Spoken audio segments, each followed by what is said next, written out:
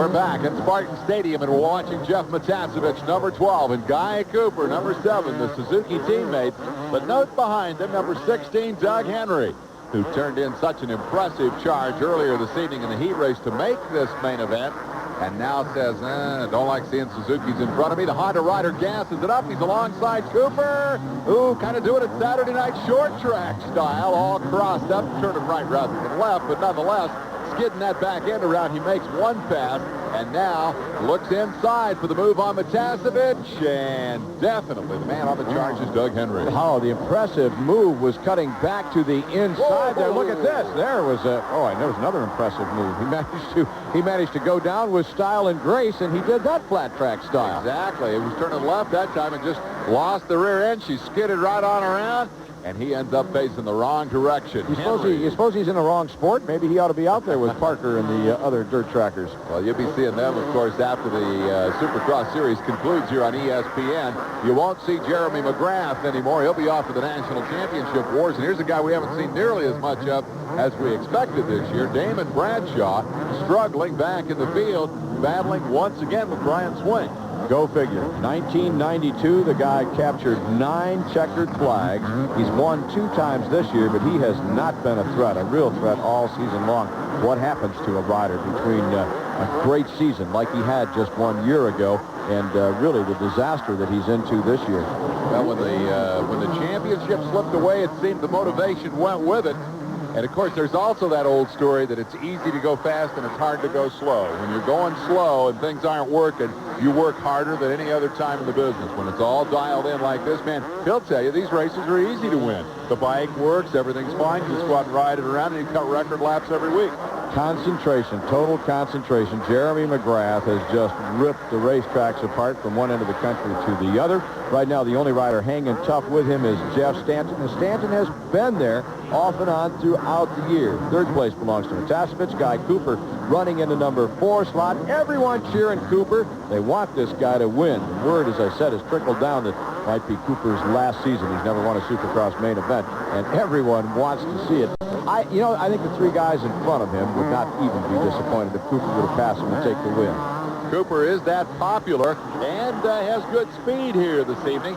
He's been 3rd before, he's been 2nd before, but he's never won one. Right now he's working on Matovich for 3rd spot. And we're getting glimpses of number 3, Mike Kudrowski, who's back in 5th, and he's been a bit disappointed here tonight as well, although overall his 93 Supercross season has been quite good.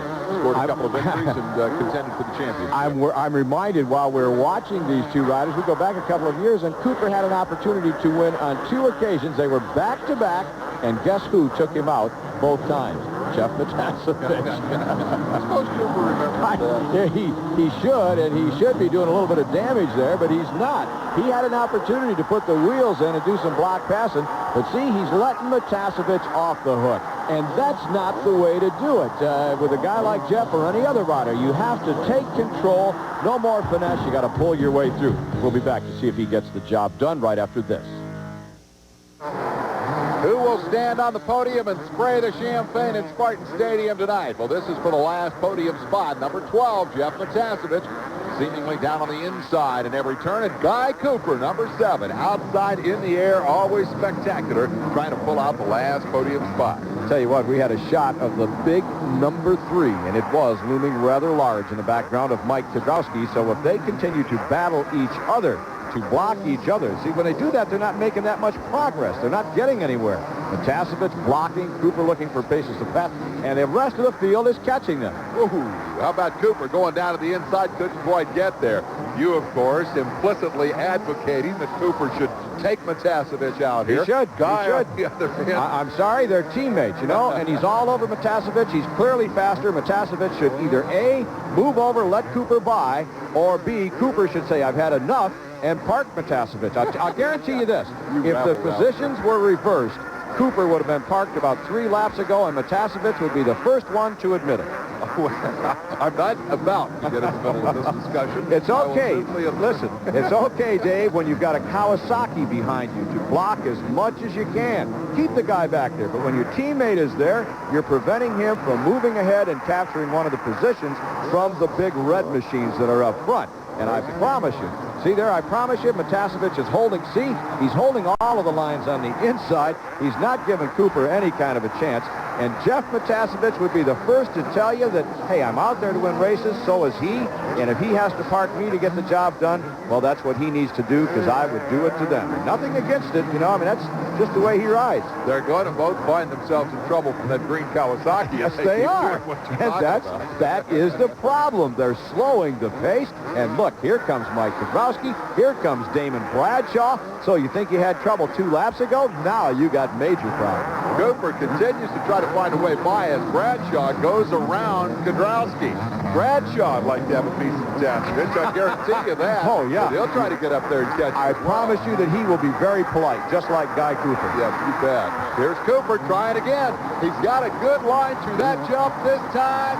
Pulls it off. Got the job done. He should have done. He should have had that pass made 4, maybe 5 laps ago. Listen to this crowd. They go crazy for Guy Cooper. And one of the reasons they love him is that he won't take the other guy out. He'll find another way to make it work, just as he did with Matovich. He's top 3. Matovich falls to 4th. And now he's going to have Damon Bradshaw and Mike Kudrowski to contend with. And I guarantee you they're not likely to be as gentle as was Guy Cooper. Matovich coming back. And you saw Matovich had this mind to park Cooper. He was trying for a block pass there. He'll do anything to get back. Dave, it's racing. I'm not advocating dirt out there. I'm talking about racing, and that's what it's all about. All right, here's Matovich under pressure now from Bradshaw.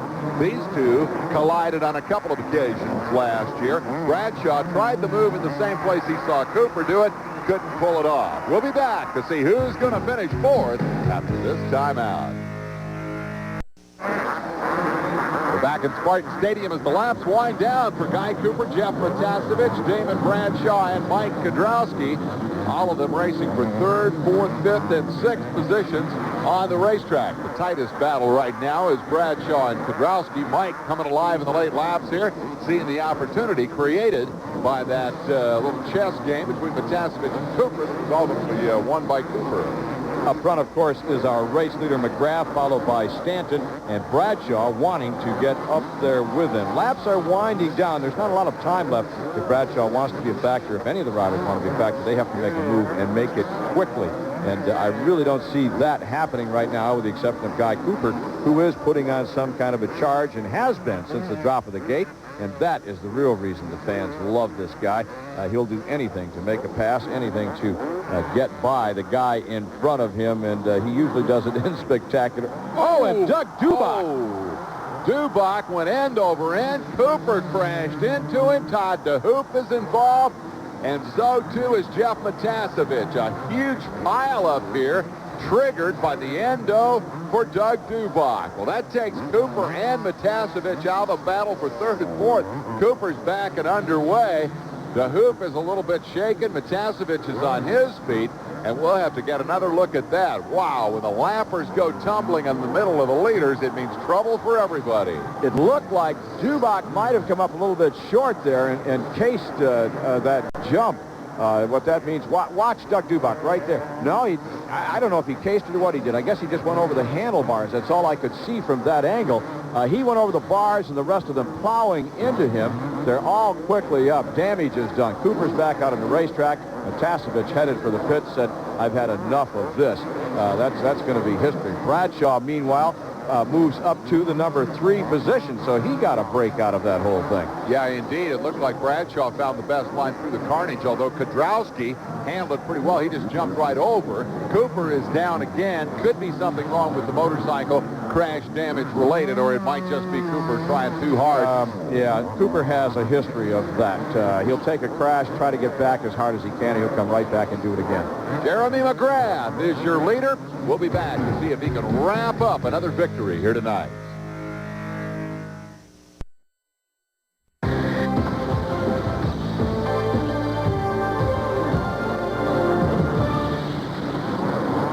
Back in Spartan Stadium, the battle is on for 5th spot, and the man who has come up to join that battle is number 19, Brian Swink. As a matter of fact, he's got some company in the form of Mike Larocco, and they have elected to make Mike Kudrowski's life a little miserable in the last 2 or 3 laps of this race. Let's just set it up quickly. McGrath, Stanton, Bradshaw hold the first 3 positions, and here we go for 4th. It's Kudrowski, Swink, and Larocco, a battle royal. They're just hammering each other as the laps are winding down. Well, when it gets late in the year and you've got a factory contract to protect, the team manager would like to see a little bit of aggression, particularly if he hasn't seen much all season long. By the way, do you have your contract signed for next year? How can we be aggressive up here in the booth?